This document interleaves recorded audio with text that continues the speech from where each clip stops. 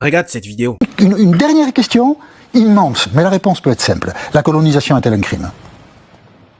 La colonisation est-elle un crime? Oui, dans notre histoire, la colonisation est-elle... On est français, on a une histoire, comment? Non. Et oui, vous avez bien entendu. Refuser de qualifier l'ensemble de la colonisation comme étant crime contre l'humanité, c'est inadmissible. Surtout quand on est un candidat, voilà, à la présidentielle de 2027. Et ces genres de discours révisionnistes, je ne les cautionne pas. Je les condamne à 100%. Premièrement, on va rappeler les faits de la colonisation. C'est quoi? Qu'est-ce qui s'est passé? Déjà, il faut savoir que la colonisation française du 16e au 20e siècle, c'était pas une promenade de santé. C'était bien sûr un système d'exploitation systématique, des massacres, de l'esclavage, des travaux forcés, des expropriations de terres, des peuples divisés et même des actes inhumains. Que ce soit au Cameroun, en Côte d'Ivoire, au Sénégal, partout en Afrique subsaharienne, des villages entiers ont été rasés, des peuples ont été dépossédés et il y avait eu des massacres comme pas possible. Ça, c'est une vérité. Il faut le dire. Il faut se rappeler du passé pour pas que ça se reproduise dans le présent.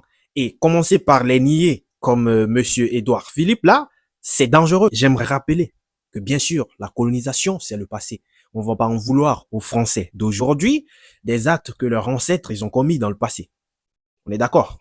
Voilà. Et bien sûr, sans oublier mes confrères africains, nous aussi, on va pas passer notre vie à se victimiser et à pleurnicher parce qu'on nous a colonisés. Bah après, il a essayé de se rattraper avec un argument boiteux et en disant non, si ce sont les crimes, il y a des crimes qui ont été commis pendant la colonisation, bien sûr, nanani nanana.